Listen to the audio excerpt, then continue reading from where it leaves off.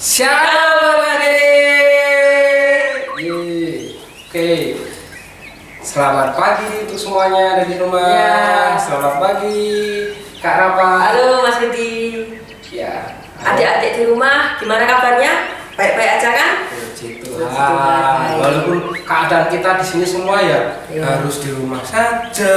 Iya. Nggak bisa ke gereja. Kira-kira Kak Rapa rindu nggak untuk sekolah minggu untuk ke gereja ibadah? Wah, rindu banget toh. Rindu banget ya? Iya. Di rumah cuma bisa dengerin, lihat YouTube aja. Iya. Tapi nggak apa-apa. Yang penting kita juga harus tetap bersemangat dan bersuka cita. Sukacita. Oke. Untuk itu, untuk mengawali ibadah pada pagi hari ini, kita akan mulai dengan menyanyikan lagu Selamat Pagi Bapak yang dipimpin oleh Adik Abi dan Bianca. Oke. Silakan. Terima ya nih ya, silakan.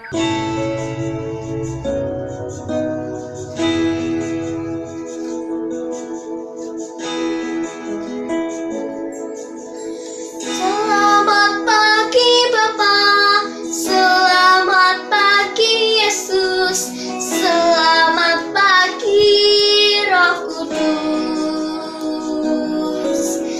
Terima kasih atas anugerah-Mu, semalam telah berlalu.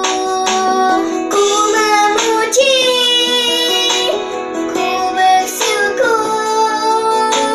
memuliakan nama-Mu. Allah Bapa, Putra Roh Kudus, terima kasih.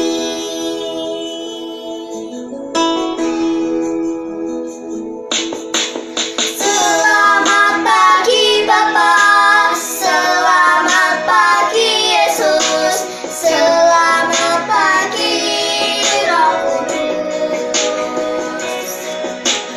Terima kasih atas anugerah-Mu, semalam telah berlalu.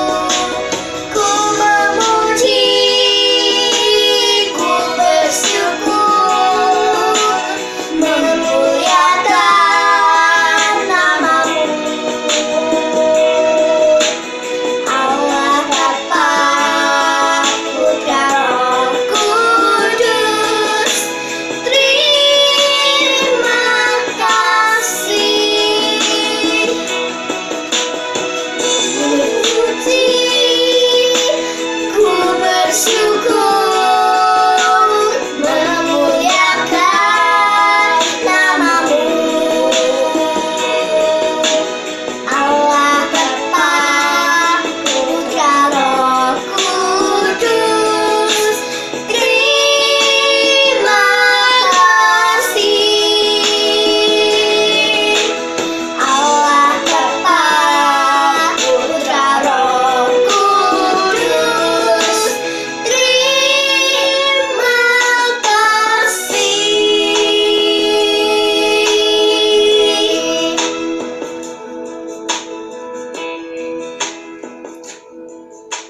Yeay, bagus ya. Nah, lagunya hebat, suaranya juga bagus-bagus. Yang di rumah juga suaranya bagus-bagus. Pokoknya tetap apapun keadaannya kita harus bersemangat dan bersuka cita. Ya, betul. Betul. Oke. Karena kita adalah mau ibadah, kita mau bersekolah minggu pada pagi hari ini, tak lupa kita juga harus mengawali dengan Doa. Oke. Pada pagi hari ini kita akan dipimpin berdoa oleh Adik Elvina. Vina. Oke, mari kita berdoa. Lipat tangan, tutup mata, mari kita berdoa. Mari kita berdoa, kita telepon Tuhan Yesus 5510. Tuhan Yesus, sebentar lagi kami mau ibadah dan berkatilah dari awal sampai akhir. Terima kasih Tuhan Yesus, dalam nama Tuhan Yesus kami berdoa, amin. Amin. Nah teman-teman, Kak, udah selesai tuh doanya tuh. Wih, iya ya Kak. Hebat, Dek Elvina tadi berdoanya sampai Iya. Mas Rudi, Kak Rudi ini merasakan kehadiran Tuhan itu datang. Pasti rajin berdoa. Betul, pokoknya adik-adik yang di rumah harus rajin berdoa sama seperti Dek Elvina, tetap semangat, tetap bersukacita dan selalu memuliakan Tuhan. Oke, karena apa? Mari kita sebelum masuk ke firman Tuhan kita akan menyanyikan lagu Ku Kasih Kau Dengan Kasih Tuhan. Musik. Berdiri ya. Berdiri.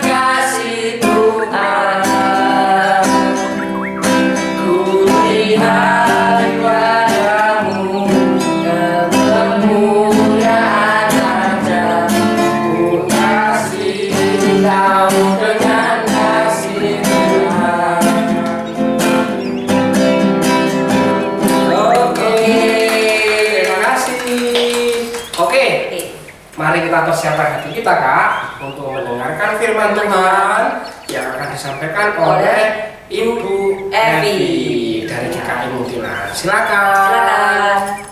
Halo, apa kabar adik-adik semua? Senang sekali pagi hari ini kakak bisa bersama kalian.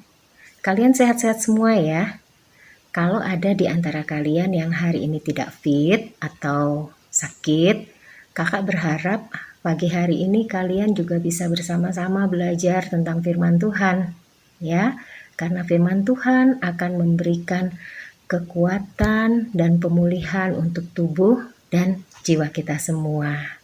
Baik, salam kenal dari kakak, Kak Evi dari GKI Munthilan. Nah, sebelum kita membaca firman Tuhan bersama-sama, kita mau minta pimpinan Roh Kudus untuk memberikan hikmat kepada kita pada saat kita belajar. Mari kita berdoa. Terima kasih Tuhan Yesus, kalau pada pagi hari ini kami telah Tuhan kumpulkan bersama-sama untuk ibadah dan mendengarkan firman Tuhan secara online. Tuhan, kami tahu Engkau ingin berbicara kepada kami semua lewat firman Tuhan. Kami menyediakan diri kami untuk diisi oleh firman Tuhan. Ya Roh Kudus, tolonglah kami dengan hikmat agar kami bisa mengerti dan melakukan firman Tuhan untuk menyenangkan hati Tuhan. Terima kasih Tuhan, di dalam nama Tuhan Yesus Kristus kami menaikkan doa ini. Amin. Ya, tema firman Tuhan pada pagi hari ini adalah belajar peka dan bertanggung jawab. Ya, adik-adik sudah siap semua dengan Alkitabnya kan ya? Baik, kalau begitu kita saksikan klip berikut ini. Keesokan harinya, duduklah Musa mengadili di antara bangsa itu, dan bangsa itu berdiri di depan Musa dari pagi sampai petang. Ketika mertua Musa melihat segala yang dilakukannya kepada bangsa itu, berkatalah ia, "Apakah ini yang kau lakukan kepada bangsa itu? Mengapakah engkau seorang diri saja yang duduk, sedang seluruh bangsa itu berdiri di depanmu dari pagi sampai petang?" Kata Musa kepada mertuanya itu, "Sebab bangsa ini datang kepadaku untuk menanyakan petunjuk Allah." apabila ada perkara di antara mereka, maka mereka datang kepadaku, dan aku mengadili antara yang seorang dan yang lain. Lagi pula aku memberitahukan kepada mereka ketetapan-ketetapan dan keputusan-keputusan Allah. Tetapi mertua Musa menjawabnya, Tidak baik seperti yang kau lakukan itu. Engkau akan menjadi sangat lelah. Baik engkau, baik bangsa yang beserta engkau ini. Sebab pekerjaan ini terlalu berat bagimu. Takkan sanggup engkau melakukannya seorang diri saja. Jadi, sekarang dengarkanlah perkataanku. Aku akan memberi nasihat kepadamu dan Allah akan menyertai engkau. Adapun engkau, wakililah bangsa itu di hadapan Allah, dan kau hadapkanlah perkara-perkara mereka kepada Allah. Kemudian, haruslah engkau mengajarkan kepada mereka ketetapan-ketetapan dan keputusan-keputusan, dan memberitahukan kepada mereka jalan yang harus dijalani dan pekerjaan yang harus dilakukan. Di samping itu, kau carilah dari seluruh bangsa itu orang-orang yang cakap dan takut akan Allah, orang-orang yang dapat dipercaya dan yang benci kepada pengejaran suap. Tempatkanlah mereka di antara bangsa itu menjadi pemimpin 1.000 orang, pemimpin 100 orang, pemimpin 50 orang, dan pemimpin 10 orang. Dan sewaktu-waktu mereka harus mengadili di antara bangsa. Maka segala perkara yang besar haruslah dihadapkan mereka kepadamu. Tetapi segala perkara yang kecil diadili mereka sendiri. Dengan demikian, mereka meringankan pekerjaanmu dan mereka bersama-sama dengan engkau turut menanggungnya. Jika engkau berbuat demikian dan Allah memerintahkan hal itu kepadamu, maka engkau akan sanggup menahannya, dan seluruh bangsa ini akan pulang dengan puas senang ke tempatnya. Musa mendengarkan perkataan mertuanya itu, dan dilakukannya segala yang dikatakannya. Dari seluruh orang Israel, Musa memilih orang-orang cakap dan mengangkat mereka menjadi kepala atas bangsa itu, menjadi pemimpin 1.000 orang, pemimpin 100 orang, pemimpin 50 orang, dan pemimpin 10 orang. Mereka ini mengadili di antara bangsa itu sewaktu-waktu. Perkara-perkara yang sukar dihadapkan mereka kepada Musa, tetapi perkara-perkara yang kecil diadili mereka sendiri. Kemudian Musa membiarkan mertuanya itu pergi, dan ia pulang ke negerinya. Bagaimana adik-adik semua? Seru ya kisahnya? Iya, sebagai pemimpin bangsa Israel yang ditunjuk oleh Tuhan sendiri, Musa punya tanggung jawab yang besar sekali untuk memimpin bangsa ini. Di dalam kehidupan bersama setelah bangsa Israel itu keluar dari Mesir, waktu di Mesir mereka dijajah ya, berbeda sekali kondisinya menjadi orang terjajah dan orang merdeka. Mereka sekarang ada dalam kondisi yang merdeka. Sehingga kehidupan mereka harus diatur, harus ditata, harus dipimpin oleh orang yang luar biasa seperti Musa. Dan Musa ternyata kesulitan. Waktu, tenaga, dan pikirannya tidak cukup untuk menolong bangsa ini menata kehidupannya.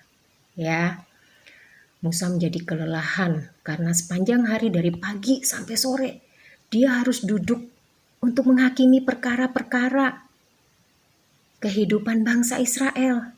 Karena di dalam kehidupan bersama itu ada banyak hal-hal yang tidak terhindarkan loh. Misalnya perselisihan, kesalahpahaman, pertikaian, itu pasti terjadi di dalam kehidupan bersama. Oleh karenanya, mertua Musa yang namanya Pak Yitro itu menyarankan agar Musa membagi tanggung jawab itu dengan bangsa Israel ini, dengan orang-orang yang dipilih menjadi pemimpin. Ya.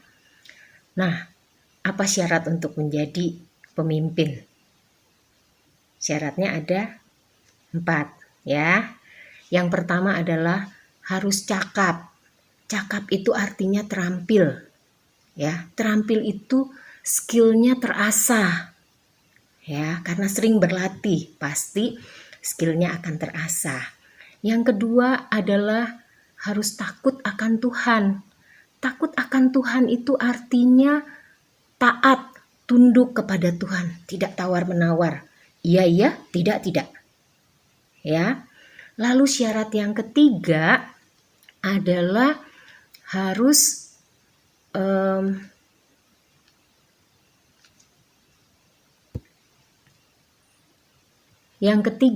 dapat dipercaya. Orang-orang yang dapat dipercaya itu biasanya orang-orang yang jujur di dalam pemikirannya, di dalam perkataannya, maupun di dalam perbuatannya. Ya. Untuk menjadi orang yang jujur itu pun perlu berlatih. Ya. Lalu syarat pemimpin yang keempat adalah orang yang tidak suka suap. Tidak suka dirayu-rayu, diiming-imingi, ya. Nah, 4 syarat itu adalah syarat untuk menjadi pemimpin. Untuk memimpin bangsa Israel. Nah, adik-adik semua, sebenarnya kita pun punya tanggung jawab yang sama, ya. Kakak, kalian semua juga punya tanggung jawab. Tanggung jawab itu tidak hanya terjadi pada zaman dahulu di dalam Alkitab, tapi juga di dalam kehidupan kita, tanggung jawab itu melekat. Ya, misalnya begini, pada saat kita ibadah bersama-sama, ibadah sekolah minggu, ya, apakah itu hanya menjadi tanggung jawab guru sekolah minggu? Tentu saja bukan, ya. Tentu saja kalian pun boleh mengambil tanggung jawab pelayanan ini. Kakak dengar dari guru-guru sekolah minggu kalian, kalau di kelas besar, anak-anak sudah terbiasa untuk ambil bagian di dalam pelayanan, ya. Misalnya jadi MC atau pemimpin pujian, ya. Kemudian bawa kantong kolekte, kemudian berdoa, hebat. Ya, juga sebelum ibadah dimulai, kalian bisa mempersiapkan kelas, mengatur kursi, menyediakan alat-alat yang akan dipakai. Nah, itu namanya mengambil bagian pelayanan. Tanggung jawab itu harus dimulai dari hal-hal yang kecil, ya. Kakak yakin kalian pun bisa menjadi orang-orang yang nanti punya tanggung jawab besar, bisa ikut ambil di pelayanan yang lebih besar kalau kalian rajin untuk mengambil bagian di hal-hal yang kecil.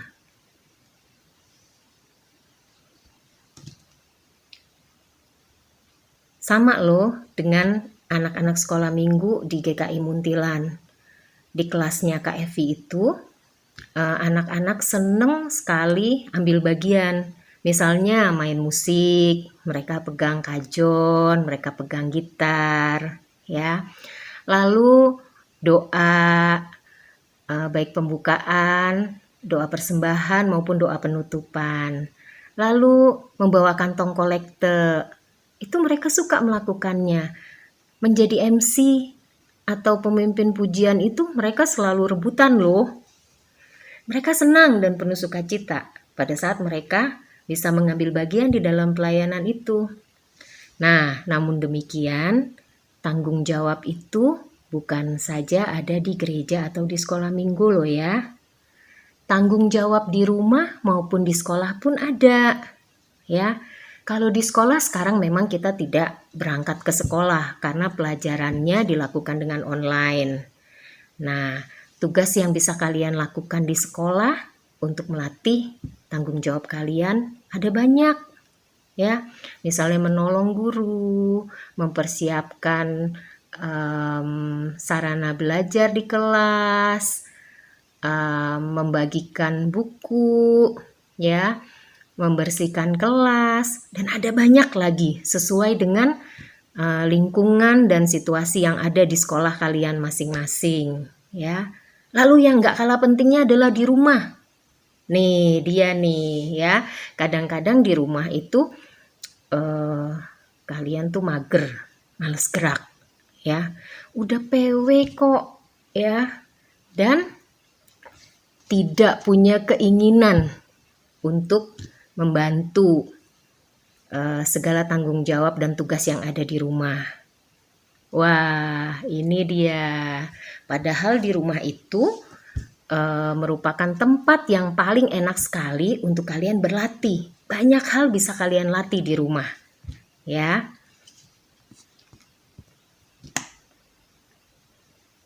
Contohnya begini, siapa yang punya kebiasaan kalau habis makan mencuci piringnya sendiri, piring bekas makan?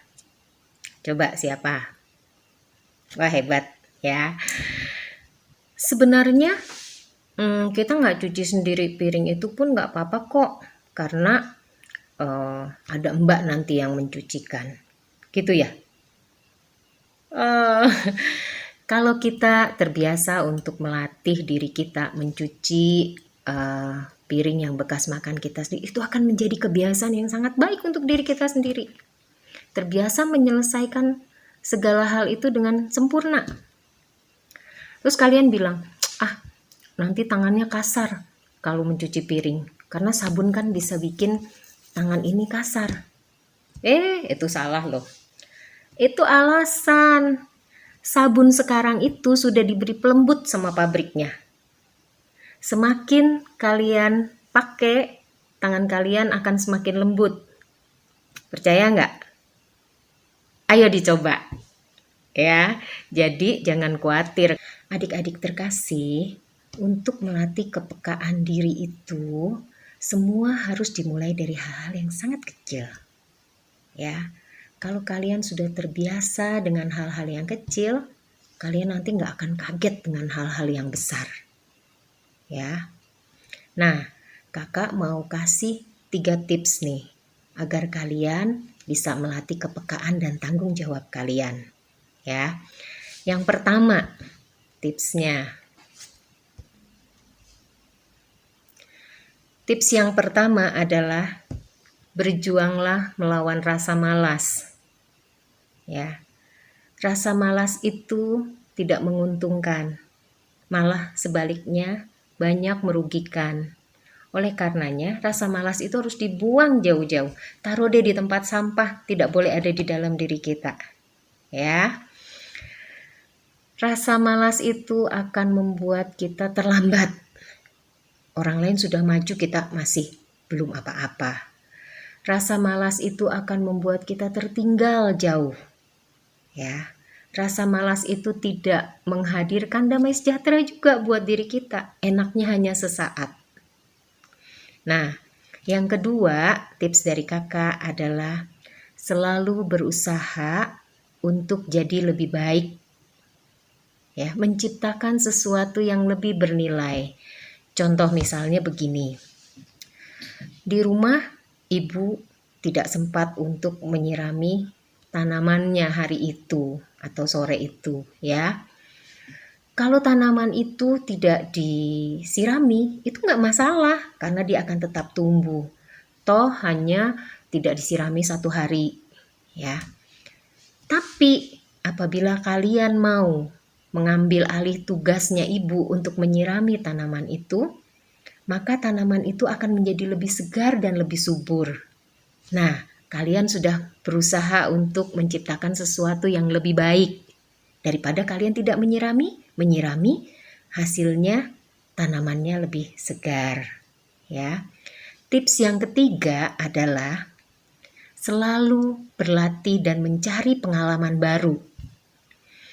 Kalau kalian senantiasa berlatih, skill atau keterampilan kalian pasti akan meningkat dari waktu ke waktu. Lalu, kalau skill kalian meningkat dari waktu ke waktu, pengalaman kalian pun bertambah. Orang yang kaya pengalaman itu biasanya orang yang hebat, orang yang luar biasa. Ya, kakak yakin adik-adik semua akan menjalankan tugas dan tanggung jawab dan semakin peka setelah kalian belajar dari bagaimana Musa memimpin bangsa Israel dan berbagi tanggung jawab. Kita boleh menjadi anak-anak Tuhan yang menyediakan hati kita untuk dibentuk. Ya, sehari demi sehari dari hal-hal kecil untuk semakin tumbuh kepekaan dan tanggung jawabnya. Baik. Ya, kita sekarang mau lihat ayat emas kita ya. Ayat emas kita terambil dari Yesaya 6 ayat yang ke-8. Yang demikian bunyinya. Lalu aku mendengar suara Tuhan berkata, siapakah yang akan kuutus dan siapakah yang akan pergi untuk aku? Maka sautku, ini aku, utuslah aku. Nah, dengan ayat emas ini, kita boleh diingatkan terus untuk siap menjadi utusannya Tuhan, siap membantu melayani Tuhan. Anak-anak siap semua ya?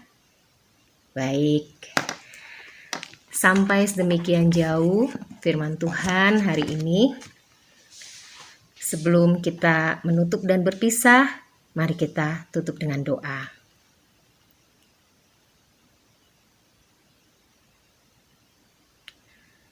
Bapa yang baik, kami bersyukur buat firman yang boleh kami pelajari pada pagi hari ini. Dan kami memohon kekuatan dari Roh Kudus untuk menolong kami semua satu persatu agar mampu menjadi pelaku-pelaku firman. Agar kami membuang rasa malas kami dan senantiasa mau melatih diri kami mengambil tanggung jawab. Bukan saja tanggung jawab pelayanan di gereja, tapi juga di sekolah dan di rumah.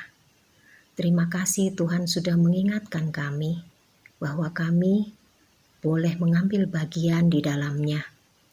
Dan kami yakin dan percaya Tuhan, dengan pertolongan Tuhan, kami boleh melakukan setiap tugas dan tanggung jawab itu dengan penuh sukacita. Karena kami tahu, pada saat kami menjalankan tugas dan tanggung jawab kami itu, kami menyenangkan hati Tuhan. Berkati kedua orang tua kami, dan tolonglah mereka untuk senantiasa boleh mengajarkan yang terbaik bagi kami. Terima kasih Tuhan buat firman yang indah hari ini. Doa dan permohonan ini kami panjatkan di dalam nama Tuhan Yesus Kristus. Amin. Baiklah adik-adik, sampai bertemu lagi di lain kesempatan ya. Selamat hari Minggu, Tuhan memberkati. Yeay, hebat sekali kayak firmannya dari Bu Evi. Kiranya bagi adik-adik semua yang mendengarkan firman Tuhan dan dapat merasakan firman Tuhan dapat menjadi berkat bagi kita semua. Oke, sebelum kita menutup pada ibadah pada pagi hari ini, Kak, kita akan menyanyikan lagu Aku Diberkati. Yang di rumah ikut bernyanyi ya. Sekali lagi.